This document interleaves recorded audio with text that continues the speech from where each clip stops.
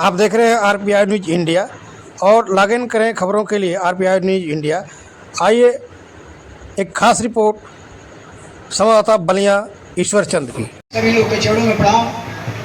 जहाँ तक माइक की आवाज जाती हो तहाँ पे के सभी लोगों को नमस्कार प्रणाम। जैसे हैं वैसे हमारे मित्र हमारे भाई भूरा राम जी गए हैं, उनको पूरा करने की जिम्मेदारी है और वो पूरा खाली विधायक मंत्री होकर के पूरा नहीं हो सकता, इसके और जिम्मेदारी पूरी होगी। पद तो आपको मिलेगा ही, पद मिलेगा। आप जब जीतेंगे, जैसा कहा आद्याशंकर जी ने, 7 सीट जीतेंगे।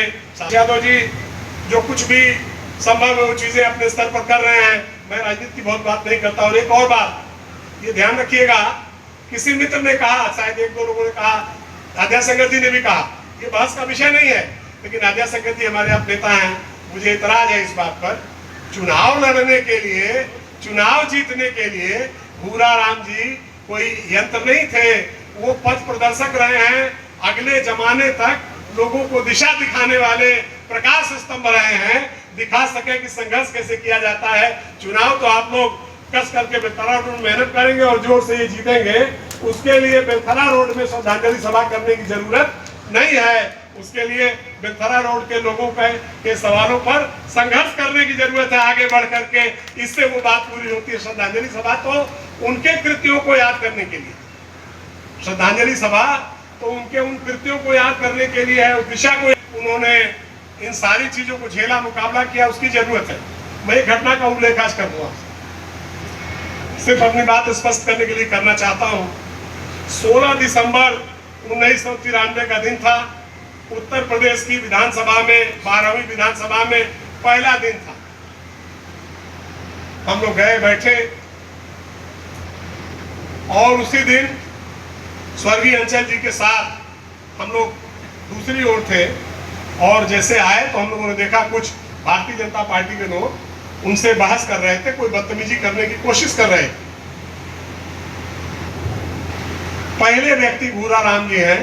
हम और वो साथ बैठते थे, मैं जिस बेंच पर था उसी में बगल के पीछे वाली बेंच पर वो थे। तब तक अभी सभा शुरू नहीं हुई थी, स्पीकर अपने आसन पर मौजूद नहीं थे।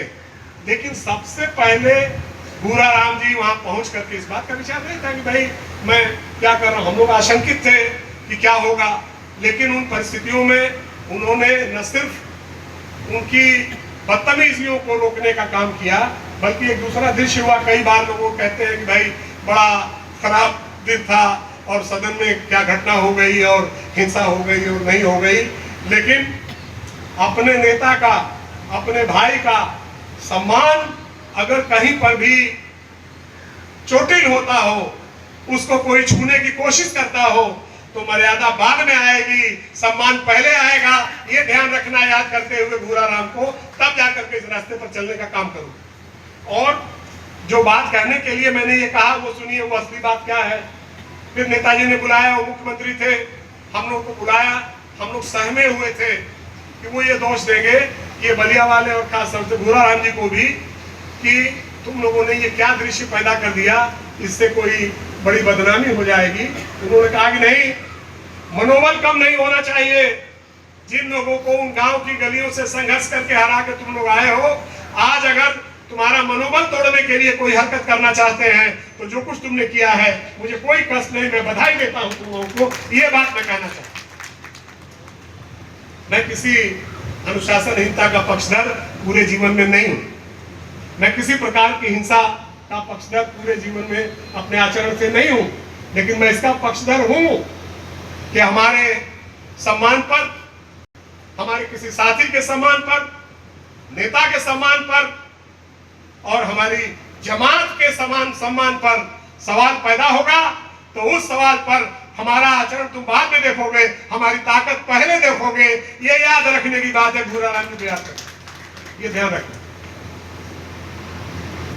गरीब ठेला वाले पर थप्पड़ चलाने के लिए इजाजत नहीं है।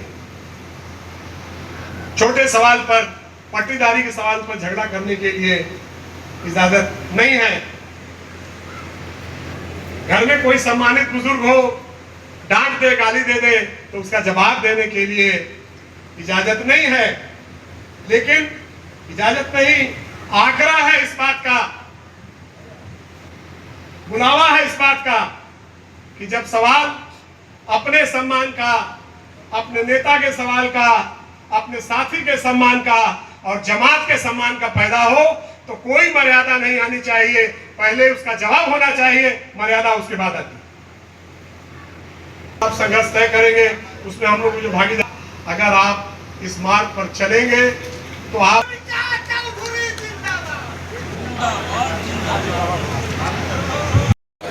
इसके लिए मैं सबका अभिनंदन करता हूँ। बारिश भी हुई, सुबह से 10 बजे से बारिश से जब लोग आ रहे हैं जा रहा है, मौसम खराब होने की वजह से लोग समय दे रहे हैं, इसके लिए मैं सबका अभिनंदन करता हूँ।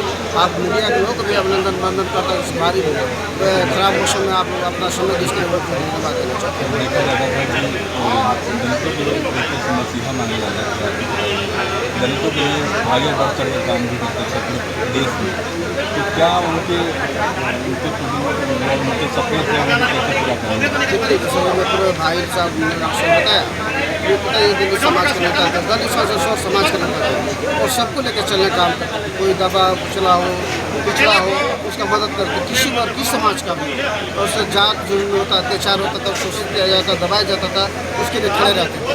ऐसा नहीं बस दलित समाज के लिए, सौर समाज ताड़ना शोषण होता था उसका मदद करने का काम करते थे।